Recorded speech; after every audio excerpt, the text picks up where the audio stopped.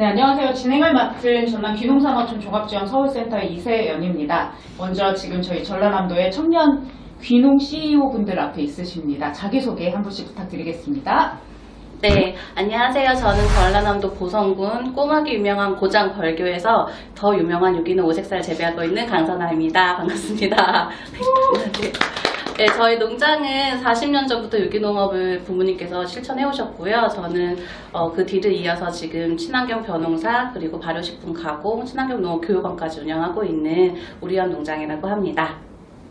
네, 안녕하세요. 저는 농업의 사법인 담따 박준호입니다. 전라남도 고흥에서 표고버섯 재배하고 있습니다. 반갑습니다. 안녕하세요. 전남 장성에서 새싹 인삼 재배하고 있는 김선주입니다. 저는 2016년도에 광주광역시에서 재배하고 있다가 대부분 많이 생산되고 있는 지역인 연고지가 전혀 없는 장성으로 귀농해서 19년도부터 지금 생산하고 있고요. 현재는 새싹 인삼이 많이 알려지지 않아서 그거를 활용한 디저트 상품도 개발하고 있습니다. 전라남도로 청년이면서 귀농을 하셨잖아요. 그래서 왜 귀농을 하게 되셨는지, 또 그 귀농의 지역이 하필 왜 전라남도였는지 여러분들 궁금하실 것 같아요. 그래서 그것들 같이 좀 얘기 좀 부탁드리겠습니다. 네, 저는 부모님께서 오래전부터 그곳에 정착해 계셔서 대학 졸업하고 바로 내려와서 우연한 기회로 아버지가 이야기하시는 거 듣고 여태까지는 몰랐던 부모님의 철학 그리고 유기농업을 실천해 오시면서 겪으셨던 그런 어려움들 그리고 되게 알차게 갖고 노신 그 땅을 이어가야겠다는 생각이 들어서 귀농을 결심을 하게 됐고요. 그게 벌써 14년 전입니다. 네, 전라남도에서 태어나서 자연스럽게 전라남도에서 귀농해서 살고 있지만 저희가 유기농업을 하고 있다 보니까 아무래도 전국적으로 친환경 농업에 가장 많이 하고 있는 전라남도에서 농업을 하고 있는 게 저는 너무 다행이다라고 생각하고 있고요. 앞으로도 여기서 계속 유기농업의 역사 이어가도록 하겠습니다. 근데 뭐 이런 생각을 하는 시기가 있었어요. 너무 이제 치열한 경쟁 사회 구도 속에서 사실 너무 적지 않은 스트레스 그리고 또 피곤도 이런 것들이 누적되면서 약간 자존감도 굉장히 낮아지기도 하고요. 삶의 가치 뭐 이런 것도 좀 고민하게 되는 시기가 있었는데요. 그래서 내가 성실히 또 열정 있게 하면 가장 정직하게 할 수 있는 일이 뭘까? 라고 생각을 했을 때 이게 농업이겠다라는 생각을 했고, 또 한 가지는 다른 대부분의 청년들이 가지 않으려고 하는 지역이 이제 농촌, 시골이다 보니까 오히려 내가 가는 게 저는 한편으로 이게 또 사업의 아이템으로 생각을 했었거든요. 그래서 내가 가면 오히려 청년들이 없는 그 땅에서 기회의 땅에서 내가 좀 더 이렇게 윤택한 삶을 살 수 있지 않을까라는 생각을 하게 돼서 귀농이라는 결정을 하게 됐고요. 전라남도는 고흥이 원래 제 고향입니다. 고등학교 때까지 거기서 다녀서 자연스럽게 접하게 됐지만 아까 또 저한테 물어보실 때 다른 지역으로 갈 의사가 있냐고 물어봤는데 지역은 옮길 의사는 있을지 모르겠지만 전국 어딜 가도 전라남도만큼 아름다운 땅이 있을까라고 생각을 해봤을 때 굉장히 아름다운 땅인 것 같습니다. 네. 저 같은 경우는 광역시에서 태어나서 광역시에서 다 중고 학교 다 보내고 직장 생활도 다 했던 상황이었고요. 그러다 갑자기 저희 남편이 본사 발령을 받는 상황이어서 농사를 짓게 시작을 됐는데 그 상황에 저는 이제 광주 광역시에서 농사를 시작을 했고요. 하다 보니까 이게 그 작물에 맞는 지원을 해주는 지역이 있더라고요. 그래서 그러다 보니까 또 전남이 기후도 되게 따뜻하고 땅 자체가 기름진 들녘이다 보니까 되게 땅도 좋고 이런 여러 가지로 되게 좋다라는 걸 느껴서 전남 장성으로 연고지 전혀 없이 귀농해서 했는데 확실히 저희가 지금도 경험해보면 농사 짓기에는 농업을 하면 전남이 최고인 것 같습니다. 네, 그러면 전라남도인데 네. 선생님 입장에서 두 분은 사실은 연고지가 있으시잖아요. 네. 선생님은 보성으로 갈 수도 있고 네네. 전라남도에서 고흥으로 가실 수도 있잖아요. 네, 그런데 왜 장성이신가요? 그 지역 주 산지인 지역으로 가는 게 좋다라고 생각을 해서 진짜 다른 연고지 하나 없이 작물 하나만 보고 귀농을 한 거예요. 정말 청년으로서 지역에서 농업을 하고 계신데 현실적인 얘기 이거 정말 할만한 겁니까? 귀농해도 되나요? 우선은 그냥 내가 졸업해서 그곳에 가면 나를 100% 반겨주겠다라는 생각은 접고 왔으면 좋겠어요. 왜냐면 저 같은 경우 연고지가 없이 가다 보니까 일반적인 땅부터 시설 투자비 이런 이제 주변인들과의 뭐 친목 이런 걸 되게 이제 먼저 고민을 하셔야 되는 부분이고요.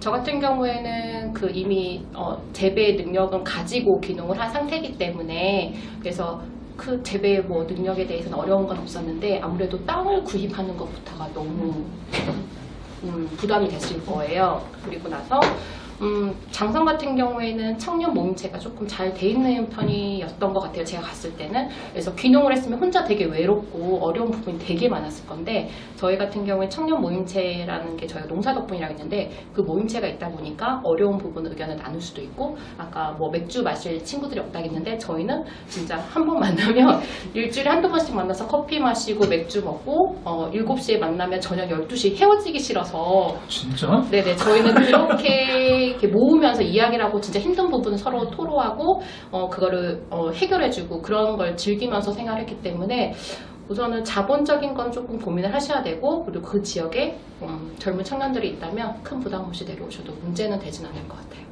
저 같은 경우에는 우선 첫 번째로는 그 실패자 낙오자의 인식이 좀 있었어요. 저는 학교를 좀 오래 다녔어요.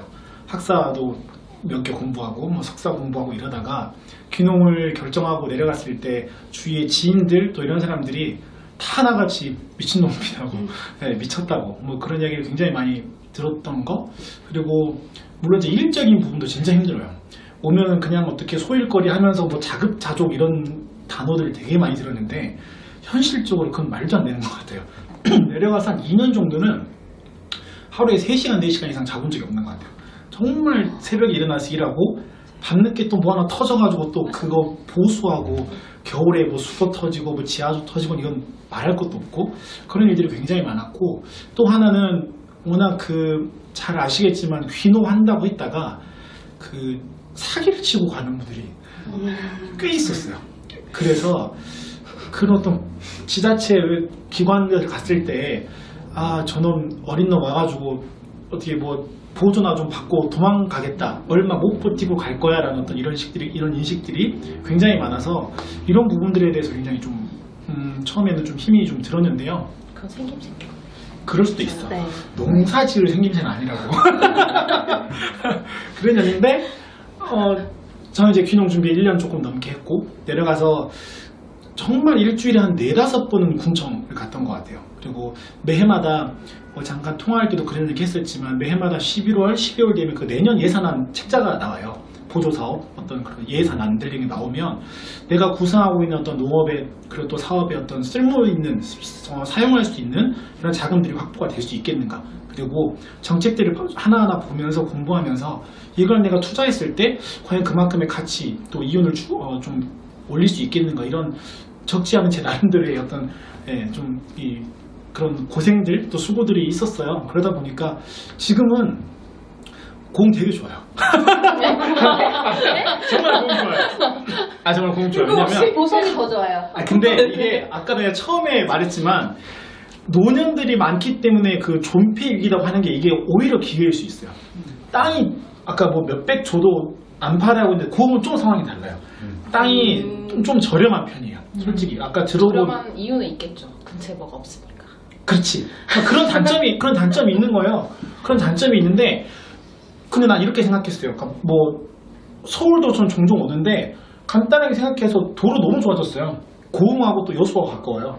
한 40분이면 가는데 비행기 타고 오면 뭐 고작 2시간 정도는 오는데 장성에서 2시간 버스 얼마나 걸리죠? 뭐 그거나 저거나 뭐 같은 원리라고 생각해서 오히려 존폐이기 때문에 어떤 노인분들이 많이 늘어난다는 건 오히려 청년들이 도전해볼 만한 어떤 가치가 충분히 있는 땅이다. 그래서 그 귀농귀촌도 굉장히 많이 합니다. 맞아요. 네, 고흥이 맞아요. 제일 많이. 고흥 너무 좋아요. 네. 보성 질 수 없겠는데요? 근데 고흥을 가려면 보성을 지나가야 돼요. 맞아. 저희 무조건 지나가요. 맞아. 어쩔 수 없어. 네. 장성 지나가야 되려면 그런가요? 장사 안 갈 수 있어요. 그래요?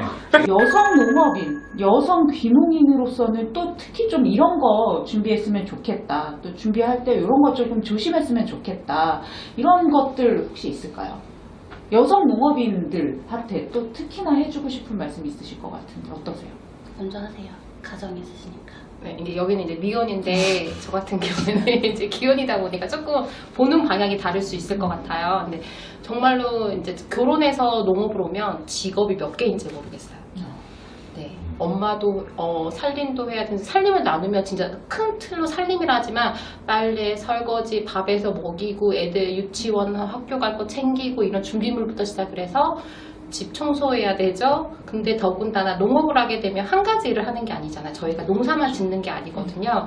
그 농작물을 잘 키우려면 또 그거에 대한 공부도 해야 되고 이거를 키웠으면 또 잘 팔아야지만 또 매출이 나오기 때문에 이걸 어떻게 하면 잘 팔지? 그리고 또 요즘 또 소비자들이 그냥 담으면 또 사가질 않아요. 그래서 또 어떻게 하면 패키징을 예쁘게 하고 신선하게 하지? 이렇게 정말 뭐 마케팅부, 기획부, 총무부 정말 많은 대기업은 저리 가라 할 정도의 이제 좀 아이들이 있다면 그런 걸 좀 감안을 하시고 또한 아이가 어리다면 솔직히 병원이 솔직히 걱정이 돼요. 아이가 갑자기 열이 나고 엄청 아픈데 근처에 뭐 응급실이 있는 병원이 없다면 그 아이를 데리고 정말 그 노심초사하면서 1시간 이상을 가야 되는 반면에 저 같은 경우 장성은 한 20분만 나가면 광주하고 인접이 돼 있어서 큰 병원들 되게 많아요. 그렇기 때문에 그런 것에 대한 일이 많아지고 아이도 육아하기 위해서는 그런 좀 문화적인 것도 챙겨야 되기 때문에 좀 그런 걸 많이 보셨으면 좋겠어요. 근데 저는 이제 상대적으로 저는 이제 또 미혼일 때 그 귀농을 했고 여전히 미혼이에요. 근데 아니 무슨 얘기인가요? 같이 울어주세요.